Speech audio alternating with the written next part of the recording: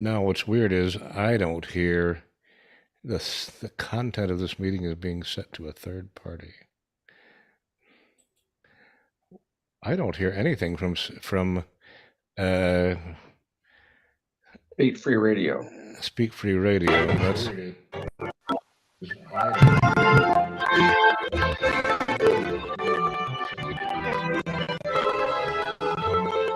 I guess that's it.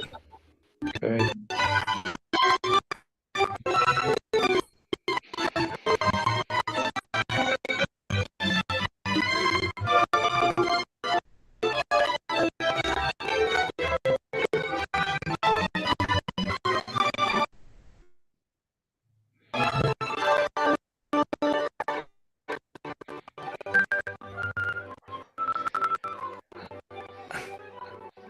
I am told that it actually sounds better on Speak Free Radio than it does to us. Good, And, good.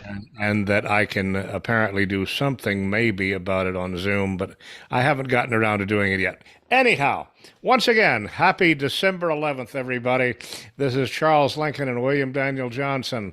We are back again, continuing our discussion Friday about the beginning of World War II and the origins of the modern American, i.e., white nationalist movement, uh, of which William Daniel Johnson is, in fact, one of the foremost leaders, and I like to consider myself one of the foremost followers.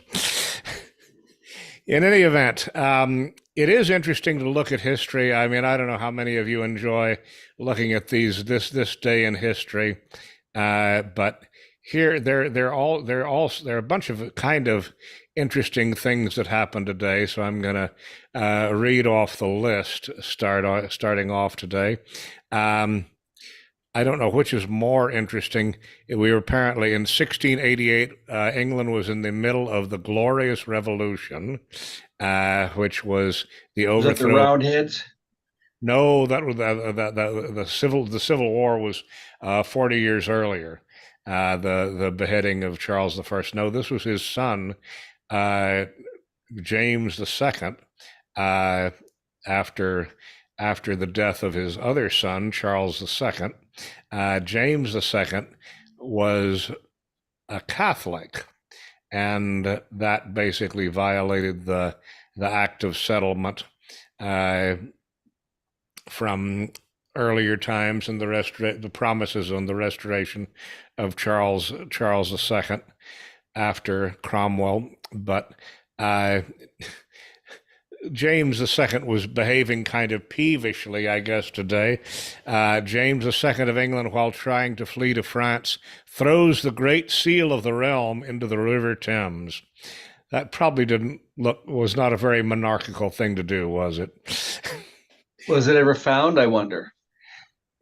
It doesn't give me that Information. I think it would be a little bit of an a distraction to go in and Sure. try to find it at this moment. But Right. In 1792, King Louis XVI of France was put on trial for treason. I think everybody knows how that worked out. Not too well for him. But that might be an example for us to follow today. Do you have a list? Well, let me ask Robespierre. He can come up with one. As someday it may happen that a victim must be found, I've got a little list of society offenders who might well be underground, and who never would be missed. Can you Is place that that quote? from La Miserable, or is that Oh, it from? sure isn't. God, no, it's anything but Les Mis. It's from The Mikado by Gilbert and Oh, Sullivan. oh, okay. Yeah, that sounds like Sullivan's tune. Yeah. Let's see. In other news, in 1816, in 1815, actually, the United States Senate created a select committee on finance and a uniform national currency, predecessor to the United States Committee on Finance. And then in 1816, Indiana became a 19th state. That's boring. Then we jump over for big news to 1936. And on this day in 1936, something very relevant happened. On this day in 1936, Edward VIII abdicated. Now, After wasn't Edward VIII kind of a German, what is it called, a German file, or I'm not sure how you pronounce that. Um, wasn't he kind of? I think that his whole family originally came from Germany. They were the right, Habsburgs, I think. the royal family. Yeah, and then didn't he? Wasn't he really kind of supporters of pre-World War II Germany? And it was a bad thing that he resigned because then his influence, however meager it might have been, turned the other direction. Oh, I think that that's 100% of the truth, but as became so common in the 20th century and now, the official story is something different. I mean, when we see the royal house and how they fool around, and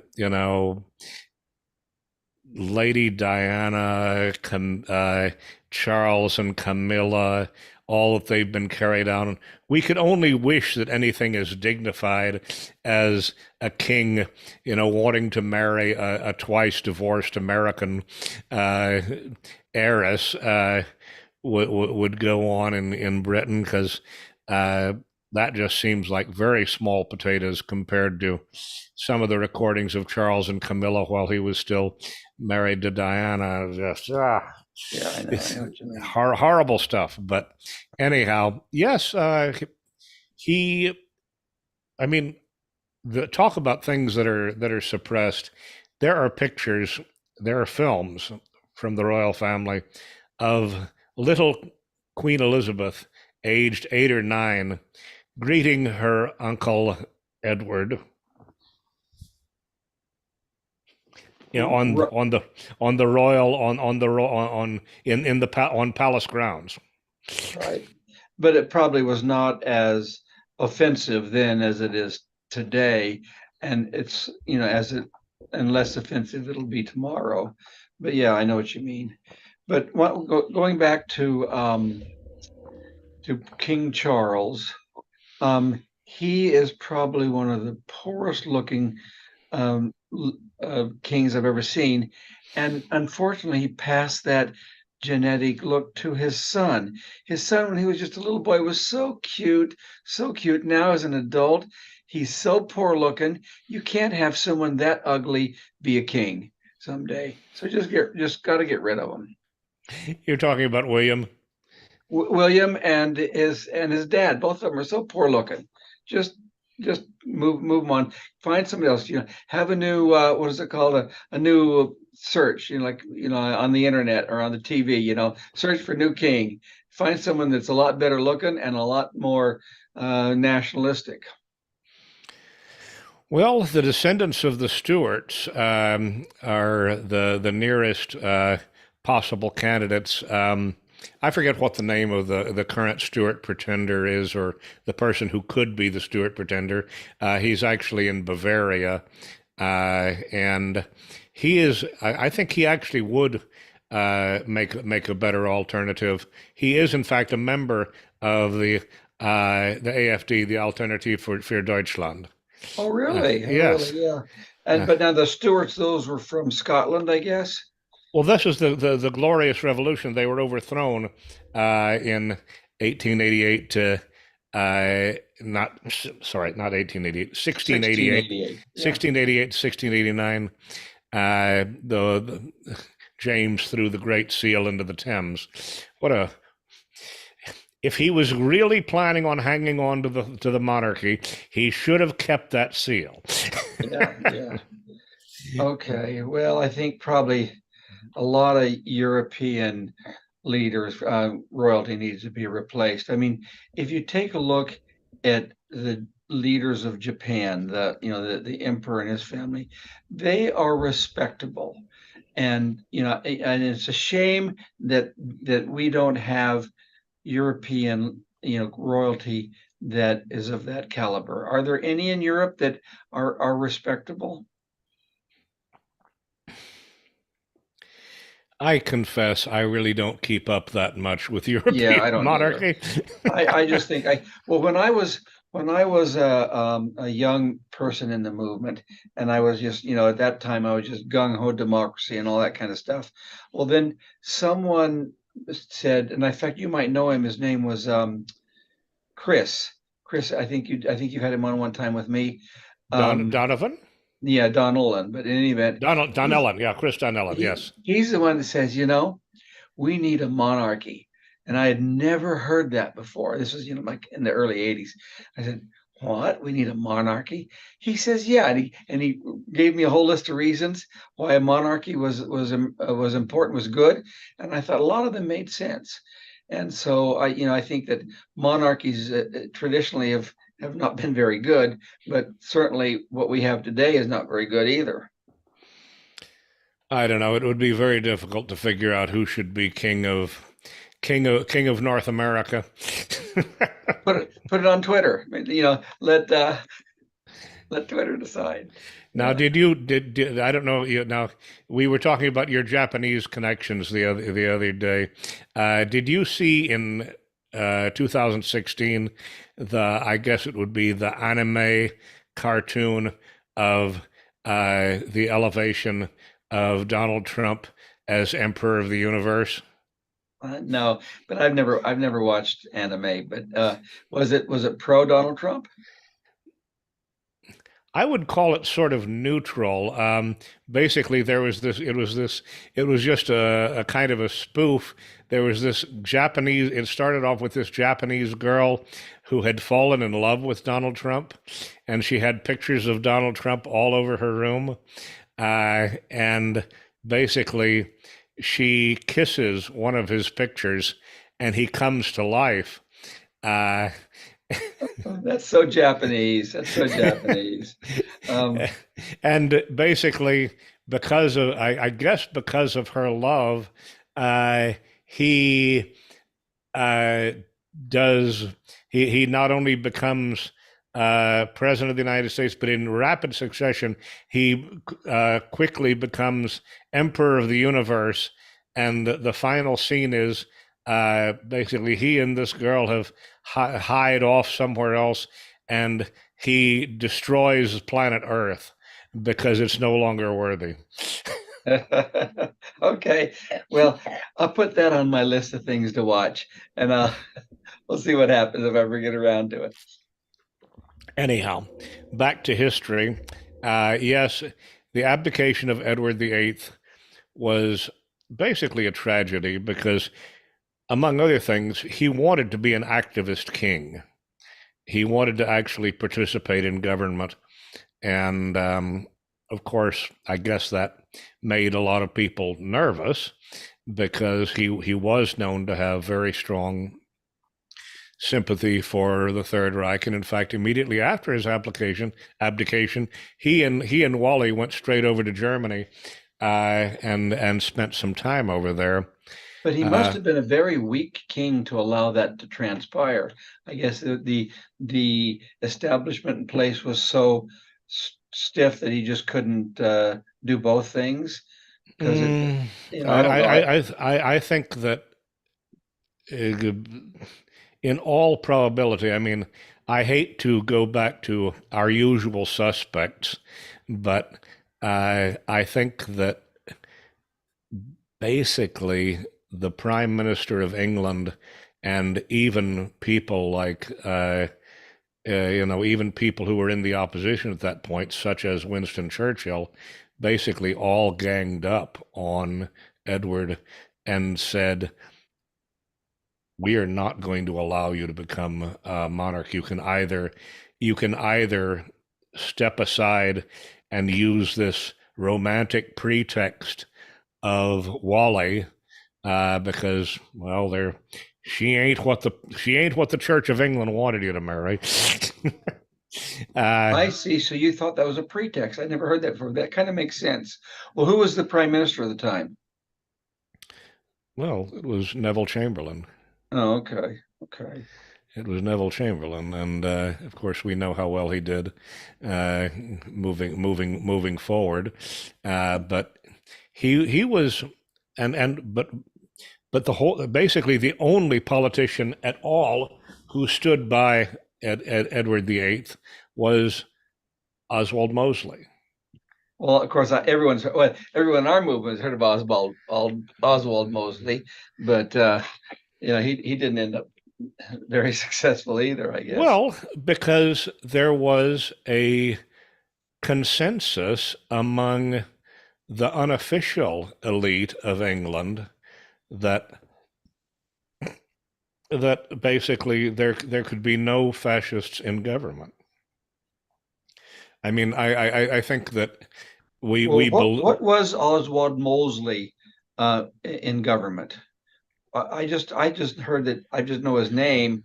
I don't know how influenced he was in mainstream. He had a couple of positions in the late 20s and early 30s. The only one I can remember off the top of my head was he was the Chancellor of the Duchy of Manchester. That doesn't sound all that important, but in fact, it was that's one of the weird positions inside the British cabinet that holds a lot of in infrastructural power and economic planning. And I believe he was under either Home Secretary or something like that. He was part of, I believe it was Asquith's government. I may be getting that wrong, but he did hold some cabinet positions in the 20s and 30s. From the moment he founded the British Union of Fascists, he never held a position after that. Okay. So, but except unless you count that he became the official villain on a major British TV show called Peaky Blinders recently.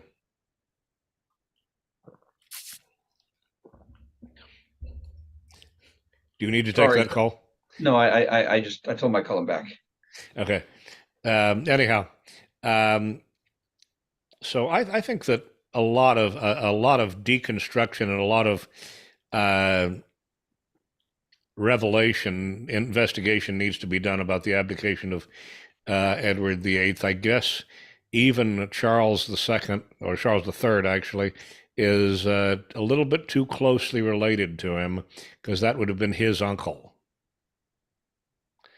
And is Charles III, is that the current Charles? Yeah, Charles III.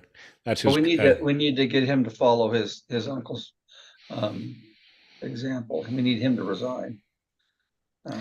But I mean, I think the whole world hates England now because of what it has become. I mean, you look at London, where they're marching in the streets. That's not England anymore. And the people in power don't seem to realize that they are hated because they hate themselves. I doubt if Rishi Sunak hates himself. He probably thinks it's pretty cool that he's an Indian who is Prime Minister of England. Well, yeah, but I'm talking about the English, not the Indians who have invaded England. Yeah. But I mean that's what we go again. The going back into history today in 1931 is a very interesting day, because in 1931, when Oswald Mosley was part of the government, and I don't know what role he played in this, but the British Parliament established legislative equality between the United Kingdom and the dominions of the Commonwealth: Australia, Canada, Newfoundland, New Zealand, South Africa, and Ireland.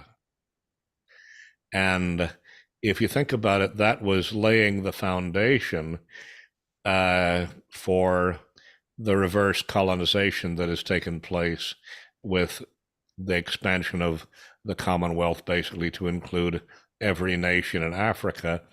And India is no longer even part of the Commonwealth, but it's got very special relations with England, and for some reason, the 1946 uh, Immigration Act permitted the Indians to come in en masse to England, and it's like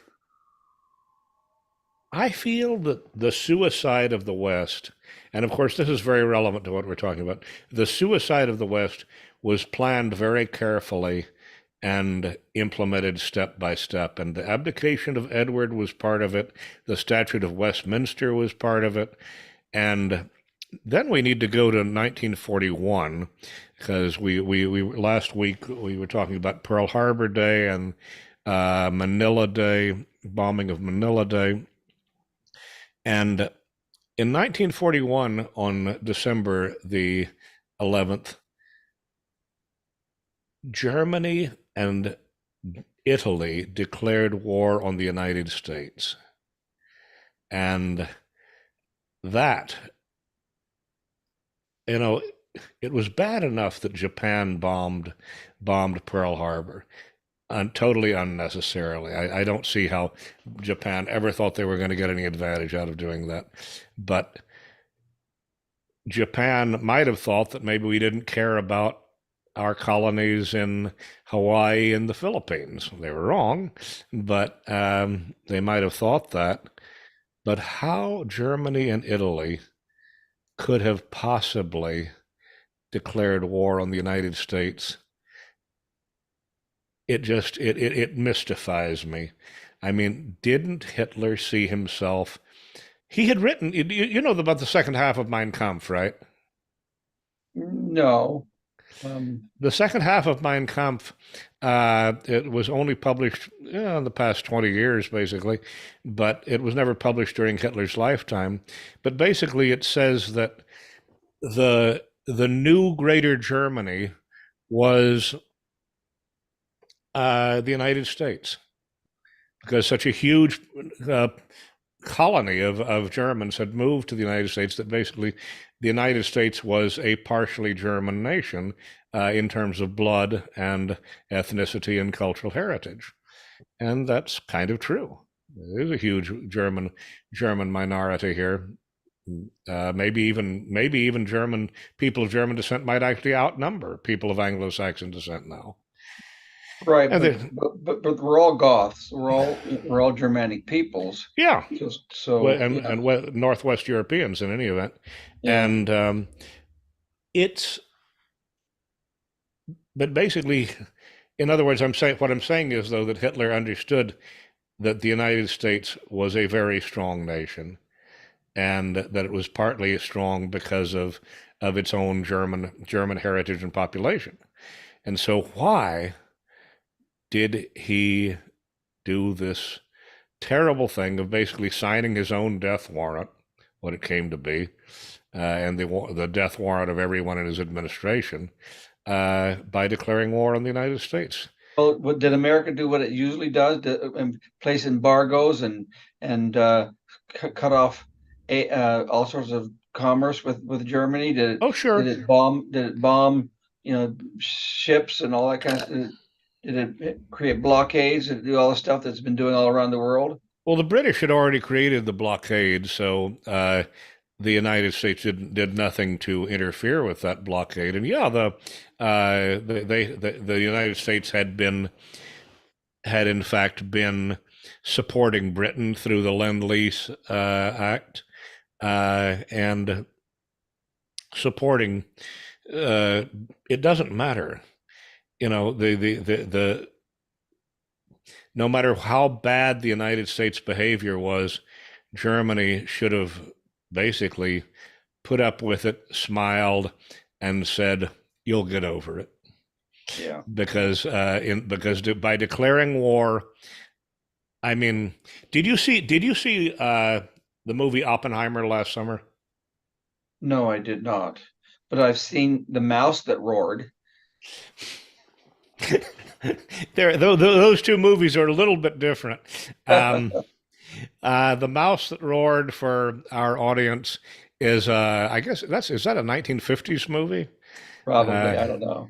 It's a 1950s movie with Peter. It's a very early Peter Sellers movie, I believe, and it's based on a book, uh, which I have somewhere, but I can't. I wish I'd known you were going to mention it. I would have had it sitting by. I've got a first edition of The Mouse That Roared. Oh, wow.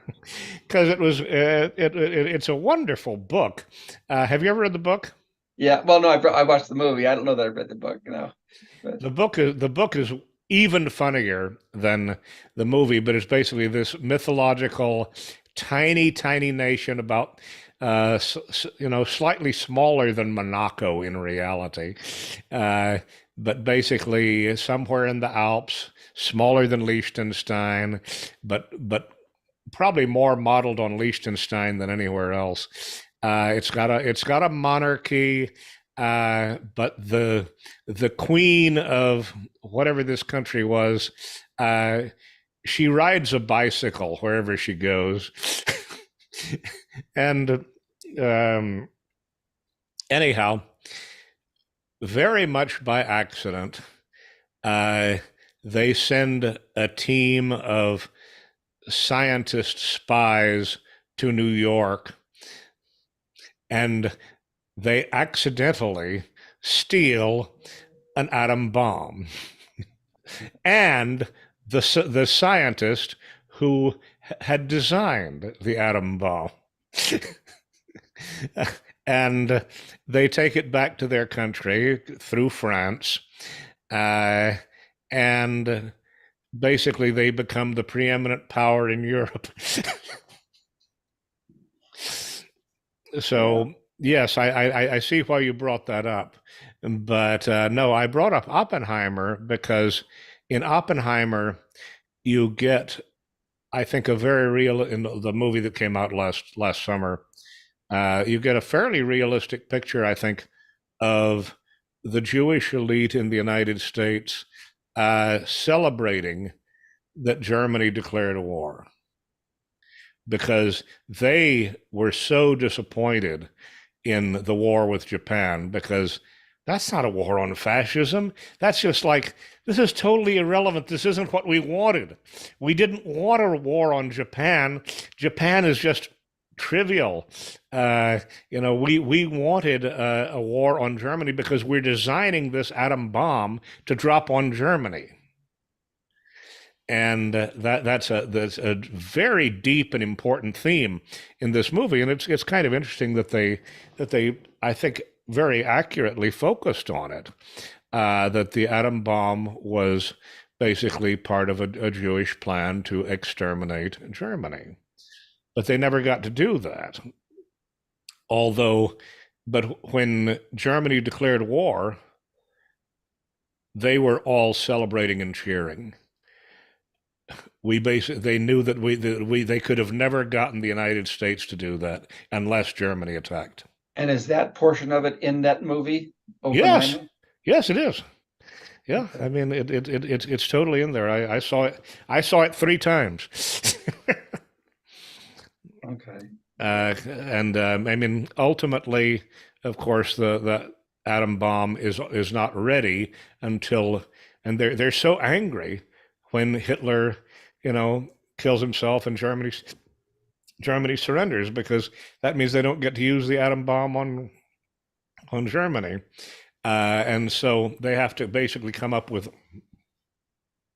a brand new theory of how the atom bomb is going to change the world, because it's not going to resolve this war against fascism. It's going to become the new terror, basically, that forces world government. And again, this gets back to the conversation we were having about the creation of the United Nations and Israel. And anyhow, going back to 1941, okay, Germany and Italy declare war on the United States. There's this footnote here. Guess who else declared war on that day? I don't know, Swaziland. I'm not sure where. Almost, except Swaziland actually was fairly safe at that moment. No, Poland which was completely under German and Soviet occupation at that point and basically didn't exist. I guess it was the exiled government in London. Poland declared war on Japan. Okay. I'm sure it really terrified everyone in Japan to think that they were going to have to face Poland in addition to the United States. But anyhow, it's in my list here. Also on this day in 1941, which must have been very disheartening 4 days after Pearl Harbor, the Imperial Japanese Navy suffered its first loss during the Battle of Wake Island, a mere 4 days after Pearl Harbor. So anyhow, we know pretty much how the rest of the World War II went. But then immediately after World War II, in 1946, on this day, UNICEF was established, which is one of the more interesting international welfare organizations that's ever been created, and is in large part responsible, I think, for the population explosion in Africa, for instance. Yeah.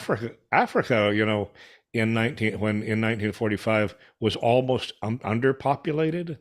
There were no gigantic populations in Africa, and it's only because of foreign aid and UNICEF that basically Africa is now almost population equivalent of China. It's a truly horrible thought.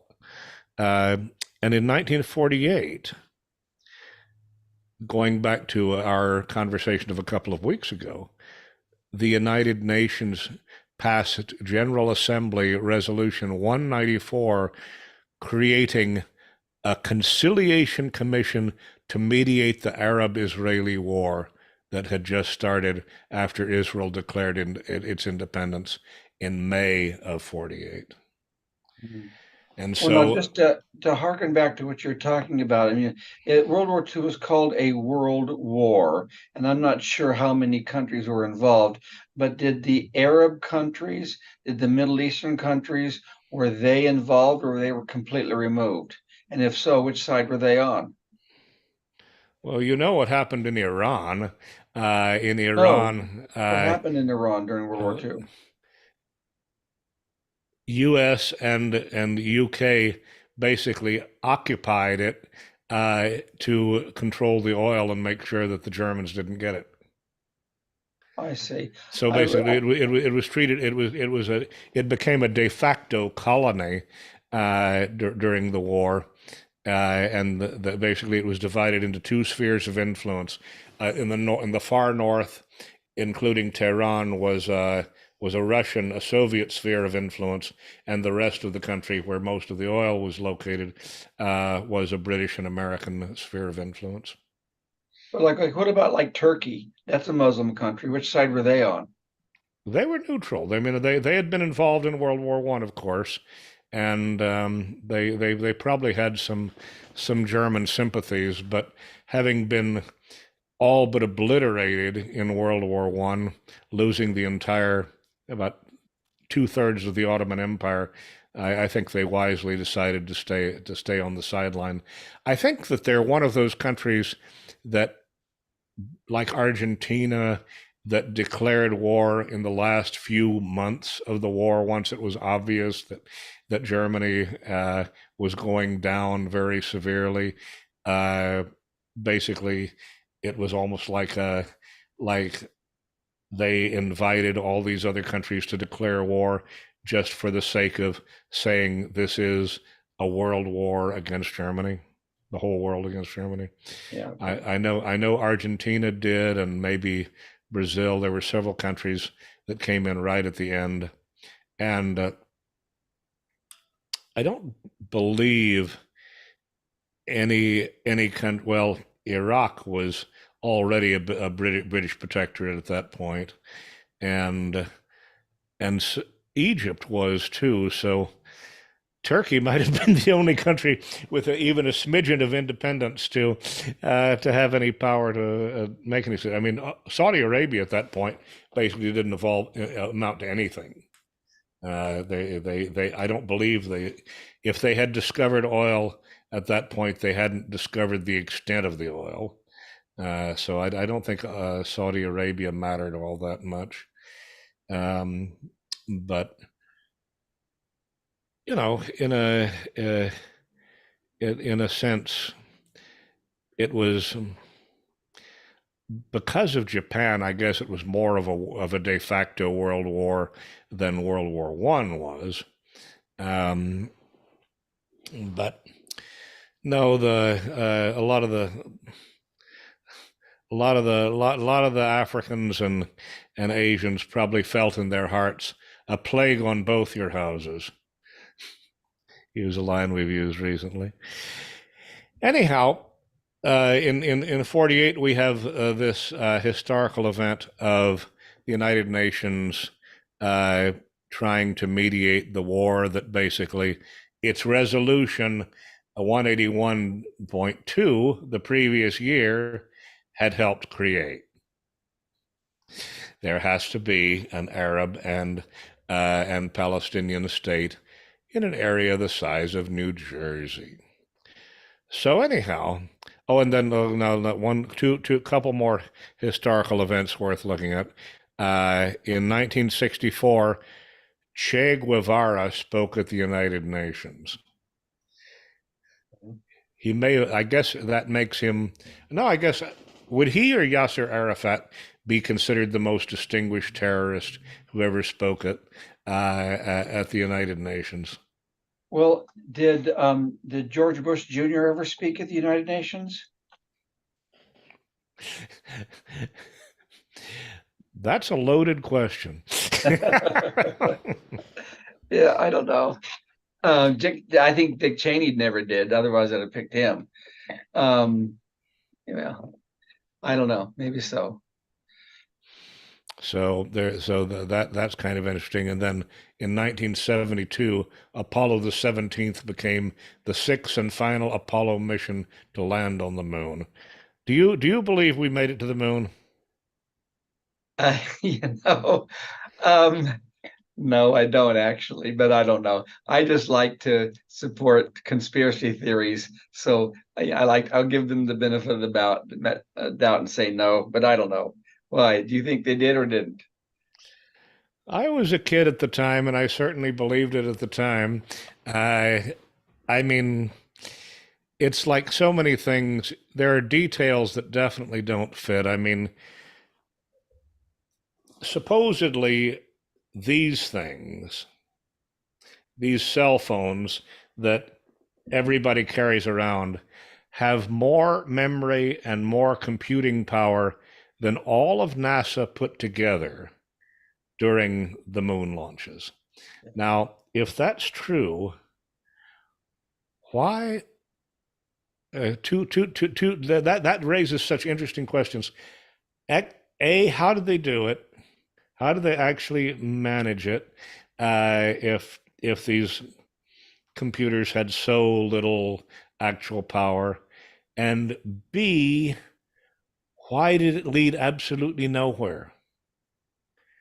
I mean, the discovery of America led to a lot of changes, and it was a fairly impressive technological feat to cross the Atlantic, but it was a huge technological feat to get up to the moon. And why didn't it lead anywhere? Why hasn't we started at least mining operations on the moon? You'd think that there's something of some value up there. It's Well, I think isn't India and China, aren't they trying to go to the moon? So if they make it, then that'll confirm that we were able to do it. But if they don't do it, then maybe that'll give more impetus to the fact that to the conspiratologist. But I do remember that when we had, I think it was John Glenn was taking his first orbit around the world, and it was on TV, and my father called all of us kids in to watch this, and we couldn't watch cartoons when it was going on, so all three of us kids turned our back to the TV. We wouldn't watch it because we couldn't watch cartoons. So Dad was so mad because he wanted us to watch this epic space thing, and we were going like, nope, we're not going to watch it. So all three of Oh, us that's looked at funny. us and turned our back. I was different. I was very excited about the moon landing. I thought it was, I Well, thought it was. this is well before the moon landing. This is when we were much littler. I was old enough for the moon landing to appreciate it, you know. Um, but yeah, But but I mean, it is strange how it led absolutely nowhere. yeah. I think that's in a way the most. And when they talk about going back, they talk about all these problems. And if they could handle it when they had total computing power less than our cell phones and all of NASA, um, if they could like the Van Allen belt and things like that, and all the problems with reentry, if they could handle that in 68 to 72, um, you know, why couldn't they handle it now? I mean, why didn't trips to the moon just become routine? Uh, and yeah, I've heard that India and China are going, and uh, uh, I've seen some pretty hilarious cartoons about India doing so, but again, Yeah, we'll see if they're successful. But I think that Elon Musk is trying to do that kind of stuff. But they're saying, remember they said that Elon Musk says we got to colonize Mars because Earth doesn't have a future. And so it shows that a lot of very smart people think that there's so many problems in America, in the world, in the West, that there's so much dissension and such negative aspects of our lives that they think it's easier to colonize Mars than it is to solve our problems here on Earth. That just shows what a stiff problem we nationalists face in trying to change the direction of the Western world. well, what do you suggest? I mean, what do you suggest? Because this is basically, you know, uh, the in studying the history. I mean, I don't know if you saw the email I sent you earlier today, where I said that I want us to look at the history of nationalism and to look at the history of our philosophy, and then Sam believes that we should be looking forward and trying to figure out what to do in the future. And as a practical matter, it is just so difficult because all I can do is think about all these mistakes that were made in the past. Uh, what if Edward VIII had said, "I'm not resigning. Let's see what the Jews will do to England if I stay king." What if he had said that? I mean, it would have would there have been a communist revolution in England right then? There might have been, right? I guess I don't know. But like, I mean, it's not, the mistakes have been from the very beginning. And what if at the very beginning, um, John Smith or whatever says, "Oh, I'm not going to take Pocahontas as my bride," you know, and then they realize that, Bill. John Smith never married Pocahontas. oh, Shame on you. okay, That's only in the Disney movie. all right, well, I don't know what was going on, but even if we decide no from the very beginning, we gotta have our racial identity as opposed to treating the Indian chiefs as royalty. If we just realize that we're here to be separate and we remain separate, then we wouldn't have brought the slaves over, and we wouldn't, we'd have our own country. But I don't know. Sam says something, and I'd like you to react to it. He says that he thinks that the instinct to migrate was a very bad sign among those Europeans who came over here. That it shows bad character. That people wanted to leave their homes and settle far away. And before I hand it over to you, I just want to contrast this with uh, one of Franz Boas' famous insights, which is that people who migrate tend to be taller and stronger than people who stay behind. Well, I do know that at the early settlers, my early settlers that came in to the United States, they came because they were Puritans. They came because they had extreme religious beliefs, and they wanted to be separate because I think they run over to Holland. Holland, yeah. And then they came over here, and so they came for religious fervor, and even tracing it down through my six generations that were Puritans and then Congregationalists, and then when they converted en masse to Mormonism, and then you can have the same puritanical views in Mormonism. That is a very strong strain, and they came, I think, with a lot of good intentions for extreme religious views. And then you take a look at my wife's side. I mean, they came over during, they joined the Mormon Church early on, and they came over from Scandinavia. And now, if you look, and at that time, many Scandinavians were very strongly religious, and they came to the United States, and they're still strongly religious. So the Scandinavian Mormons are very strong religious with good morals. And then you look at the people left behind in Scandinavia, they're immoral. They're sleeping around like crazy. So I think that a lot of these immigrants, a lot of the very good groups came over, and they left the bad ones behind. Certainly, I know that the best of the Johnson clan came over here and are now living in Los Angeles area. But I think there's something to be said for people that immigrate for reasons other than economic gain, which the current selection of immigrants all seem to embody. That's interesting, uh, because certainly those who went to New England seem to have been more economically sophisticated in some ways, at least as far as trade and shipping goes, than those who went south, who to Georgia. So what the penal colonies in Georgia? Sure, I agree with that. well, but I mean, even Virginia, which was the Old Dominion, the very first colony. Why did Virginia, which depended upon shipping for its the prosperity of its agricultural uh, products, never develop a shipbuilding industry to export its own stuff? I mean, in other words, Virginia ended up depending on Salem and Boston uh, and Providence to do most, and later New York to do all of its shipping.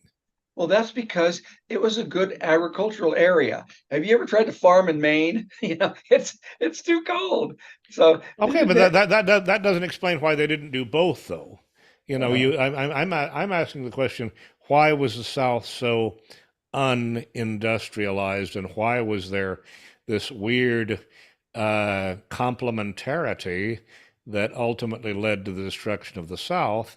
That the North was industrial and the South was agricultural, because the great wealth of the country was obviously, in the beginning anyhow, the original great wealth that brought the greatest number of people over was agricultural. And I mean, the New Englanders, their great wealth was actually fishing. The original reason for going there. No, the rocky soil of New England isn't all that great for agriculture. You can't get a lot of fruit growing up there, but nonetheless, you do have great natural wealth in the form of cod, and the very first English colonists in North America never actually set foot on North America. They just came over and fished off of Newfoundland and New England. and that was going on for 100 years before anyone actually settled in North America at all from England. Are you talking about? You talking about the Scandinavians, or what are you talking about? No, I'm Talking about talking about from 1497, 5 years uh, after Columbus. Henry VII, Henry VIII's father, sent over John Cabot. Uh, he laid claim to Newfoundland, and basically they didn't do anything with Newfoundland except he observed the incredible wealth of fish that were there. And from that moment on, 1497 on, there were fleets of English fishermen who went oh, across the North Atlantic to fish all up and down that coast. oh, I didn't know that. That's an interesting fact. Oh, thanks for letting me know. Yeah, that's Sure. it's amazing things. What? Well, hey, you went. I was going to say it's amazing what they teach you at Harvard, but you went to Harvard too. Yeah. Okay. But I'm not sure you did a lot of history while you were there. You were just there for law school, right?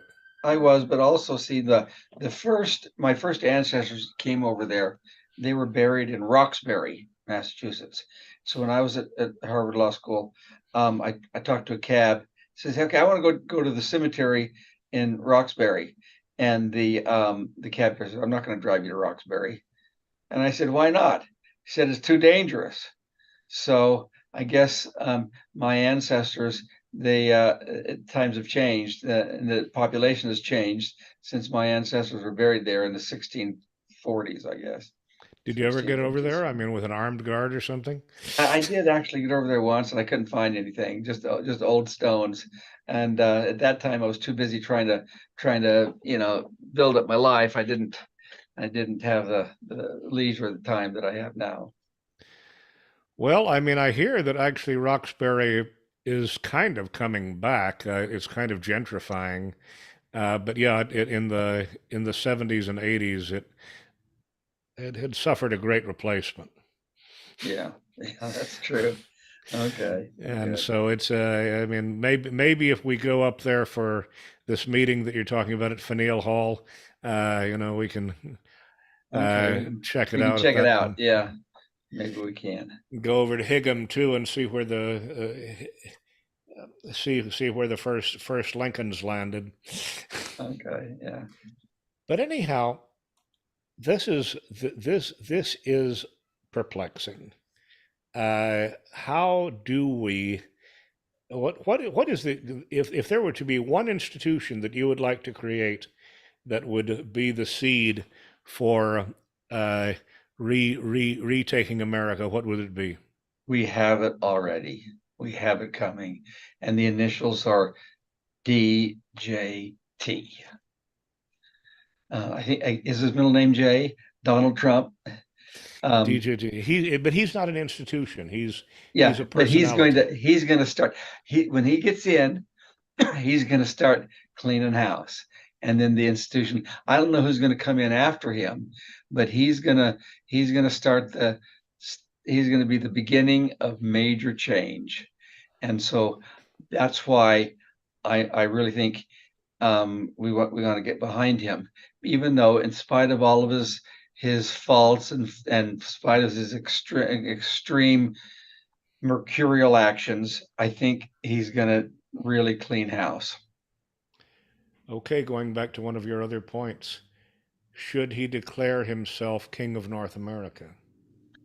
No, he should follow his own baser instincts and seek retribution against all those people he doesn't like.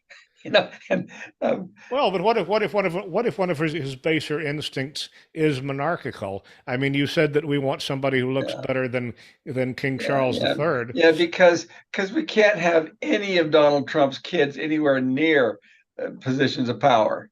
You know, he's got to come in and clean house, and then we decide what we're going to do. And I used to be gung ho democracy, and the distinction between a republic and a democracy. I like Republican and not democracy. Man, I think they're both a bunch of bunk. We got to have We got to have something that works, and neither of these systems, what we have now, doesn't work. So should he dissolve Congress? I don't know. Does he have the right to do that? Oh, you said you don't care about the Constitution. If you don't care about the Constitution, he would have whatever power the military would support. There's too much opposition now, so he's got to operate within the four corners of the Constitution and follow the law as much as possible. And I still think there's a lot of wiggle room for him to beat up on a whole bunch of people if he gets elected. And that's what I want to see. That's why I'm gonna buy me a whole case of popcorn, and I'm gonna sit back and watch what's going on. And then after he starts cleaning house, then we can decide what institutions we need to follow his example. Well, I think that we're getting the terminal music coming on, and it's pretty bad. But Bill, thank you for joining me again. Oh, it's always a joy to talk to you. I appreciate your intelligence. Fabulous, and Okay. we will talk soon. And happy. I know that tomorrow you're going to be celebrating the Feast of the Virgin of Guadalupe, aren't you? Yeah, that's right. It's on my calendar. Okay. Good night. Good night.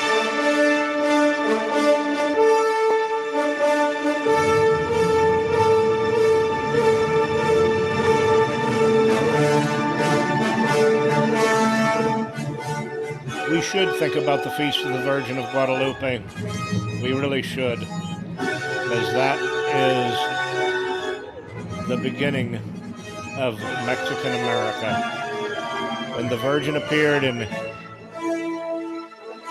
1521, they celebrate that day tomorrow in Mexico, and all over California and Texas too, and even probably everywhere in the United States.